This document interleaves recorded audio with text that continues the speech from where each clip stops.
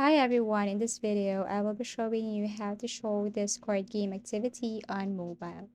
So first you have to make sure that you're currently using the latest version of your Discord application, or let's just say your Discord is up to date.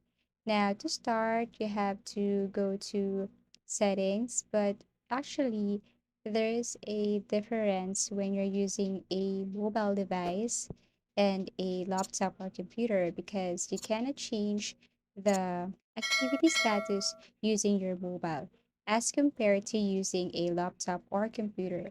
But there's a way on how to show your current status or your current activity on Discord. So all you have to do here is to simply tap your profile or profile photo.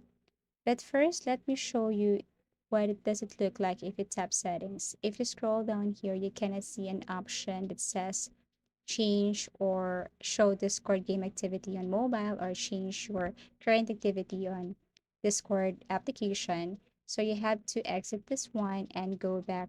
Now tap this edit status, and then there you can see set custom status. All you have to do is to remove this one or erase this one and change this into what you are currently doing in your Discord. Let's just say you're playing Roblox, you're playing Minecraft or whatsoever, and you can also change status duration here.